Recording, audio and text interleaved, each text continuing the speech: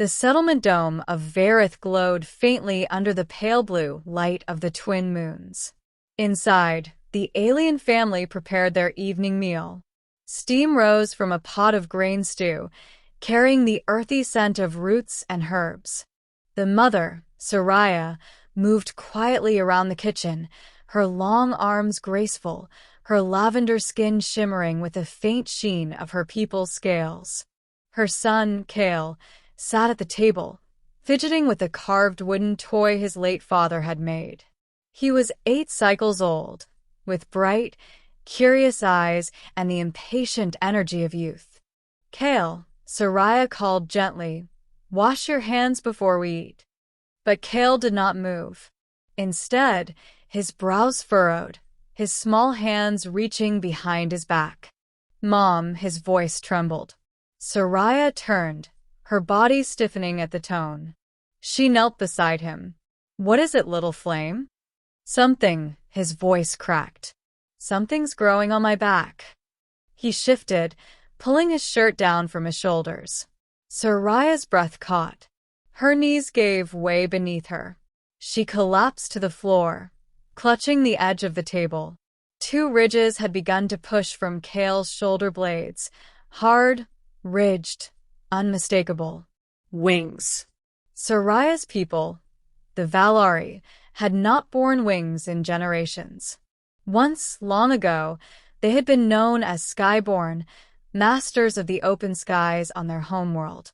But centuries of war, loss, and genetic tampering by conquerors had stolen that gift.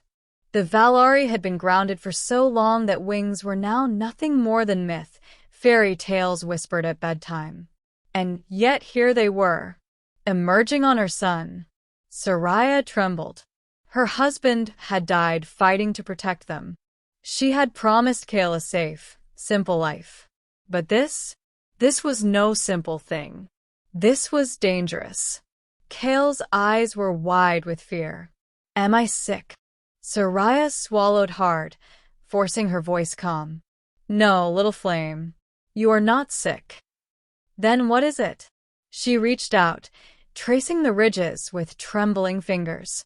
"It is something very old. Something our people lost long ago." Kale tilted his head. "But why do I have it?" Soraya closed her eyes. Pain, memory, and awe tangled inside her. "Because fate has chosen you." The next days were filled with secrecy. Soraya wrapped Kale's shoulders with bandages, telling the neighbors he had injured himself during play. At night, she tended to the painful growths, applying healing salves and whispering songs of comfort. The wings grew. At first, fragile nubs of bone and flesh, then slowly unfurling with translucent membranes. By the end of the 2nd week, the ridges had stretched into delicate structures, hidden under cloth but undeniable. Kale winced as he moved. "It hurts, Mom." "I know," she whispered, pressing her forehead to his. "But sometimes, the things that hurt most are the ones that make us who we are." Still, she was afraid. If the council discovered what her son carried, they would take him away, study him, perhaps even destroy him. The Valari leaders were proud of their survival, their order, their grounded ways. To reveal wings now would be to unravel everything they claimed. She could not let them take her child. One evening, as Kale slept, Soraya sat alone by the small window. The stars shimmered against the blackness, and she remembered her own childhood. Her grandmother had told her stories of soaring above oceans, of riding the thermal winds, of the joy of freedom. Soraya had laughed then, thinking them mere dreams. But now those dreams lived again in her son. Tears welled in her eyes. "How am I to protect you, Kale?" she whispered to the silent night. A knock came at the door. Soraya startled, quickly covering Kale with a blanket. She opened the door to find a human standing there. Commander Thomas Hale, a trader who had settled nearby and offered aid to their community many times. His expression was kind, but sharp with concern. Soraya, he said quietly. I need to speak with you. She stiffened. Now is not a good time. His gaze flicked past her shoulder, as if sensing something. Word travels, even when whispered. I've heard Kale is changing. Her heart dropped. Fear coiled like a snake in her chest. You cannot tell the council. Please. Thomas raised a hand. I'm not here to harm him. I'm here to help. That night, when Kale awoke, Soraya introduced him to the human. At first Kale was shy, clutching his blanket, but Thomas knelt and smiled. My grandmother used to tell me stories too, he said softly. Of wings. Of freedom. She always said the sky was meant to be ours. Kale's eyes widened. You believe me? Thomas nodded. More than believe. I think you're proof of something greater, that the past isn't lost forever. Soraya studied him, uncertain. Why would a human care for our forgotten past? Thomas met her gaze. Because I've seen what hope can do. And because sometimes the universe gives us second chances. With Thomas's help, they began to guide Kale through the painful transformation. He brought old human texts on flight, mechanics, even stories of Earth's birds to inspire the boy. He built harnesses to support Kale's growing wings, strengthening them with gentle exercises. Soraya watched her son laugh again, despite the pain, despite the fear.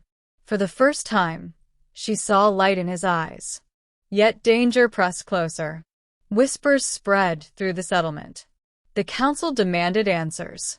Soldiers began patrolling the district. Soraya knew time was running out. One night, soldiers came to the door. By order of the council, the captain declared, the child is to be taken for examination. Soraya blocked the doorway, her heart thundering. You will not take him. Stand aside, Soraya. Before she could answer, a sound split the night, a rustle, a crack, a rush of air. Kale burst from his room, his wings unfurled fully for the first time. Silver blue in the moonlight, they stretched wide, radiant and breathtaking. The soldiers froze. Awe flickered in their eyes, chased by fear. And then Kale leapt. The wings beat once, twice, and he soared through the open window into the night sky. Soraya staggered to the window, tears streaming down her face. Her child, her little flame, was flying. Truly flying. The soldiers shouted, scrambling outside. But Thomas stood firm, blocking their path. You saw it, he said, his voice steady. That boy is not a threat. He is a miracle. The soldiers hesitated, shaken. The captain lowered his weapon. The council will not allow this. Thomas's eyes burned with defiance. Then the council is blind. That child carries the future of your people on his back. Hours later, Kale returned, breathless and glowing, his wings trembling with exhaustion. Soraya caught him in her arms, holding him as if she would never let go. Mom, he whispered, his voice full of wonder. The sky, it's real. It's ours. Soraya wept, her knees giving way beneath her once more. But this time, not from pain. From joy. From pride. My son, she whispered, pressing her forehead to his. You are the dawn we thought we had lost. And outside, under the pale blue glow of the twin moons, the first Valari child in 1,000 years had reclaimed the sky.